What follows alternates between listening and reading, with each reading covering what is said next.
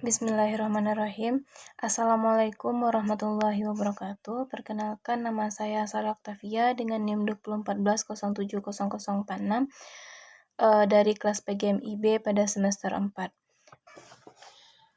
A'udzu billahi minasyaitonir rajim.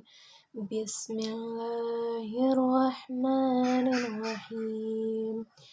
Ya ayyuhalladzina amanu kutiba alaikumusiyam kama kutiba alal ladzina min qablikum la'allakum tattaqun ayyaman ma'dudat faman kana minkum maridan aw ala safarin fa'idatan min ayyamin ukhra وعلى الذين يطيقونه فدية طعام مسكين فمن تطوع خيرا فهو خير له وأن تصوموا خير لكم إن كنتم تعلمون صدق الله العظيم. Baiklah, di sini saya akan mencoba untuk mengartikan surat Al-Baqarah ayat 183. Hai orang-orang yang beriman, diwajibkan atas kamu berpuasa sebagaimana diwajibkan atas orang-orang sebelummu agar kamu bertakwa. Kemudian Al-Baqarah ayat 184, yaitu dalam beberapa hari yang tertentu, maka jika di antara kamu ada yang sakit atau dalam perjalanan, lalu ia berbuka, maka wajiblah baginya berpuasa sebanyak hari yang ditinggalkan itu pada hari-hari lain. Dan wajib bagi orang-orang yang berat menjalankannya, maksudnya jika mereka tidak berpuasa, membayar fidyah, yaitu fidyah itu memberi makan kepada seorang miskin.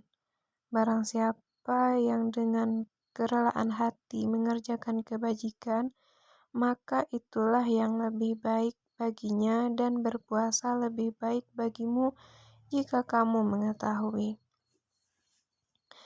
Maksudnya, dari ayat Al-Baqarah 183 dan 184 ini, Allah menyerukan kepada orang-orang yang beriman dari umat ini dan memerintahkan mereka untuk berpuasa. Puasa berarti menahan diri dari makanan, menahan diri dari minuman, menahan dari bersetubuh dengan niat yang tulus karena Allah.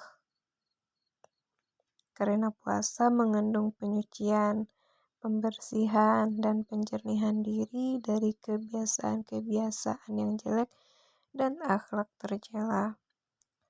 Allah Ta'ala juga menyebutkan sebagaimana Dia telah mewajibkan puasa itu kepada mereka. Dia juga telah mewajibkan kepada orang-orang sebelum mereka. Karena itu ada suri teladan bagi mereka dalam hal ini.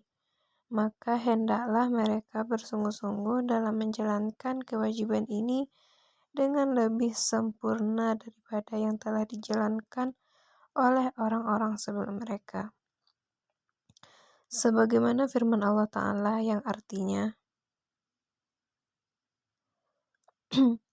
untuk tiap-tiap umat di antara kamu, kami berikan aturan dan jalan yang terang. Sekiranya Allah menghendaki, niscaya kamu dijadikannya satu umat saja. Tetapi Allah hendak mengujimu terhadap pemberiannya kepadamu. Maka berlomba-lombalah berbuat kebajikan. Quran Surat Al-Maidah ayat 48. Oleh karena itu, dalam surat Al-Baqarah ini, Allah berfirman, Ya ayyuhalladzina amanu kutiba alaikumusiyam kama kutiba alal ladzina min qablikum la'allakum tattaqun. Wahai orang-orang yang beriman, diwajibkan atas kamu berpuasa sebagaimana diwajibkan atas orang-orang sebelummu agar kamu bertakwa. Karena puasa dapat menyucikan badan dan mempersempit jalan syaitan. Maka dalam hadis yang terdapat dalam kitab Sahih Al-Bukhari dan Muslim ditegaskan bahwasannya Rasulullah SAW bersabda, "Wahai para pemuda, barang siapa di antara kalian yang sudah mampu untuk menikah, maka hendaklah ia menikah. Dan barang siapa belum mampu, maka hendaklah ia berpuasa karena puasa merupakan penawar baginya." Setelah itu, Allah menjelaskan waktu puasa. Puasa itu tidak dilakukan setiap hari supaya jiwa manusia ini tidak merasa keberatan sehingga lemah dalam menanggungnya dan menunaikannya. Tetapi, puasa itu diwajibkan hanya pada hari-hari tertentu saja.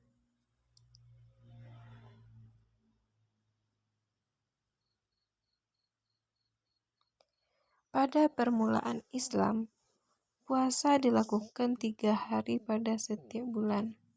Kemudian, hal itu dinasehkan atau dihapuskan dengan puasa 1 bulan penuh, yaitu pada bulan Ramadan. Sebagaimana akan diuraikan lebih lanjut.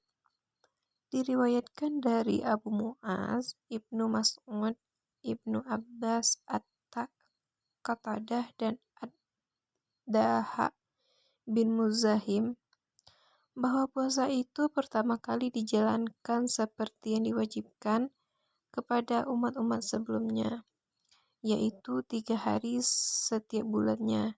Ditambahkan oleh Ad-Daha bahwa pelaksanaan puasa seperti ini masih tetap disyariatkan pada permulaan Islam sejak Nabi Nuh alaihissalam sampai Allah menasehkan dengan puasa Ramadan. Abu Ja'far Ar-Razi meriwayatkan dari Ibnu Umar katanya, dengan diturunkannya ayat kutiba alaikumusiyam kama kutiba alal ladzina min qablikum la'allakum tattaqun, diwajibkan atas kamu berpuasa sebagaimana diwajibkan di atas orang-orang sebelummu. Puasa itu diwajibkan kepada mereka. Jika salah seorang di antara mereka mengerjakan sholat Isya, kemudian tidur, diharamkan baginya makan, minum, dan menyetubuhi istrinya sampai waktu malam lagi seperti itu. Ibnu Abi Hatim berkata, hal senada juga diriwayatkan dari Ibnu Abbas, Abu Al-Aliyah, Abdurrahman bin Abi Laila, Mujahid, Sa'id bin Jubair, Muqatil bin Hayyan, Rabi bin Anas, dan Atta al-Khurasani.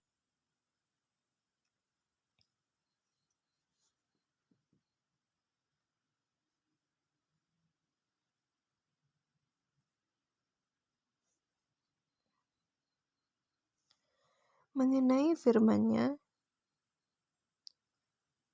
kutiba alal ladzina min qablikum, sebagaimana diwajibkan atas orang-orang sebelummu.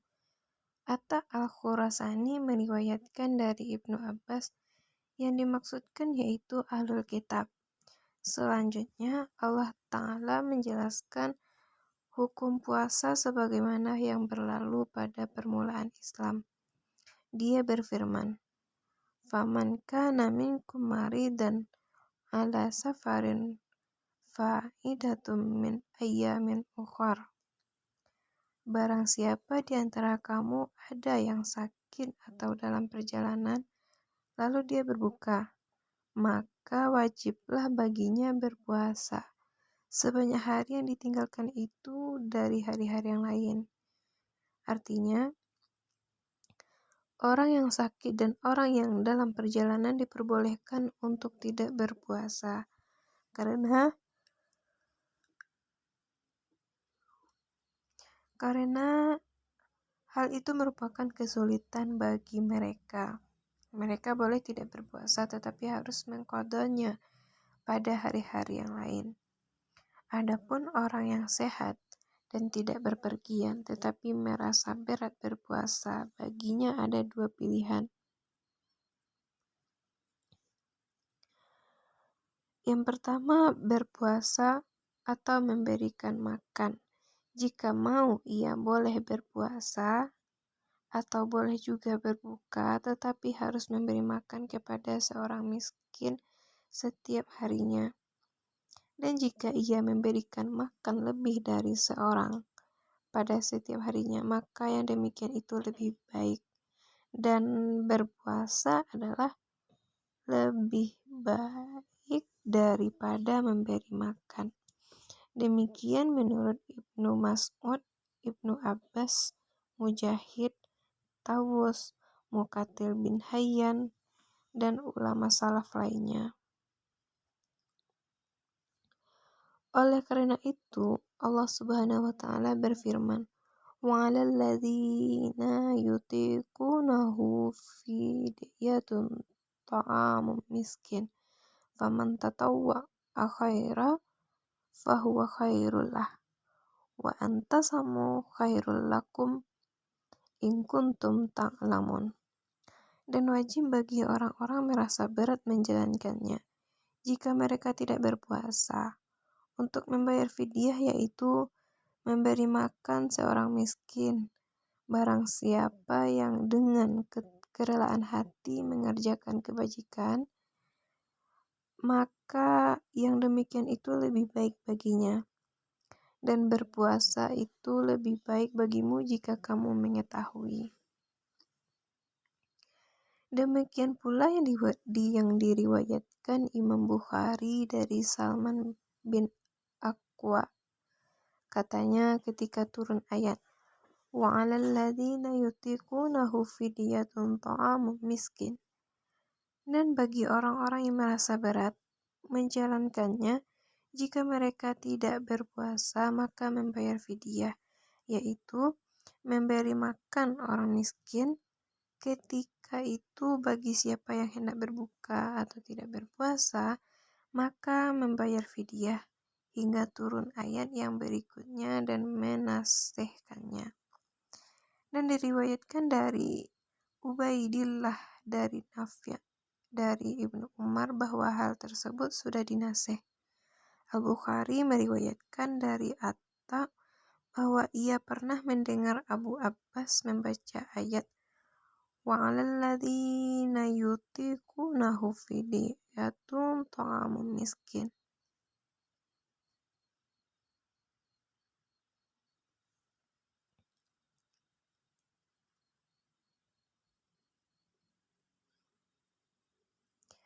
Dan bagi orang yang merasa berat menjalankannya, jika mereka tidak berpuasa, membayar fidyah, yaitu memberi makan seorang miskin.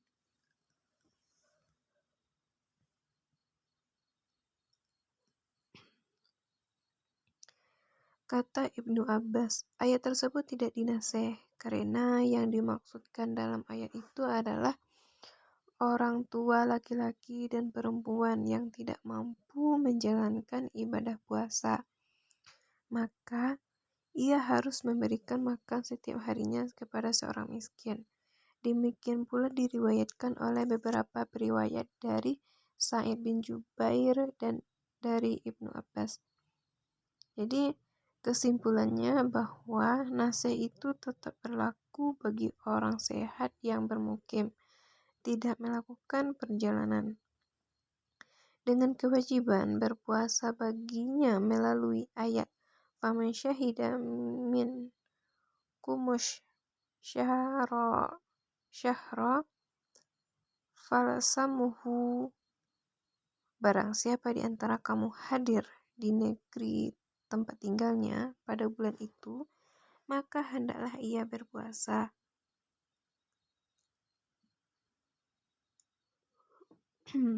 Sedangkan orang tua renta yang tidak sanggup menjalankan ibadah puasa, maka diperbolehkan baginya berbuka atau tidak berpuasa dan tidak perlu mengqadanya, karena ia tidak akan mengalami lagi keadaan yang memungkinkannya untuk mengqada puasa yang ditinggalkannya itu. Tetapi apakah jika ia berbuka atau tidak berpuasa juga, berkewajiban memberi makan setiap hari seorang miskin jika ia kaya? Mengenai hal tersebut, terdapat dua pendapat.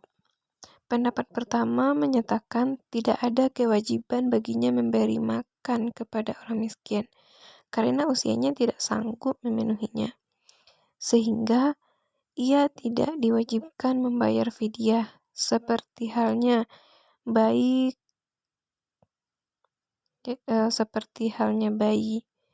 karena Allah Subhanahu wa Ta'ala tidak akan membebani seseorang kecuali sesuai dengan kemampuannya.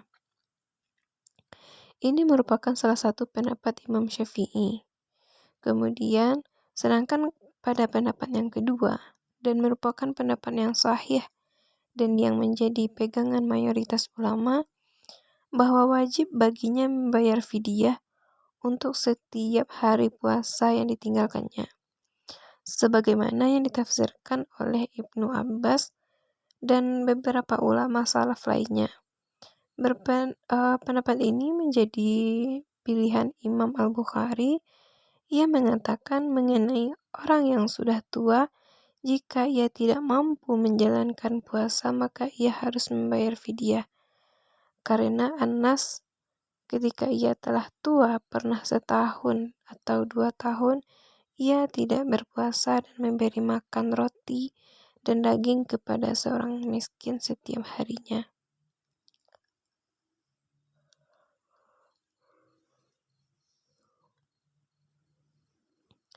Asar mu'allaq yang diriwayatkan Al-Bukhari telah disebutkan sanadnya oleh Al-Hafiz Abu Ya'la Al-Musili dalam musnadnya dari Ayyub bin Abu Tamimah.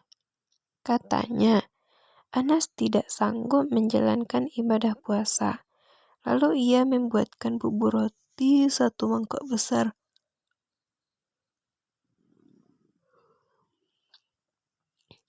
Kemudian mengundang 30 orang miskin dan memberikannya makan.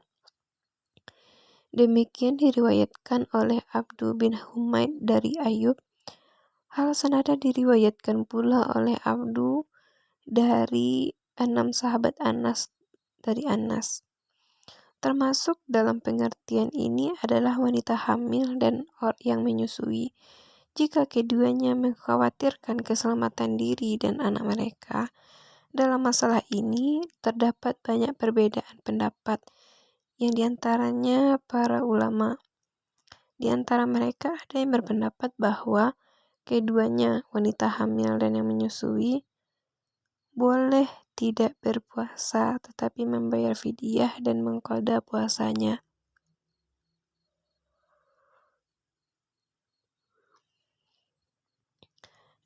Dan ada pula yang mengatakan wajib membayar fidyah saja dan tidak perlu mengqada.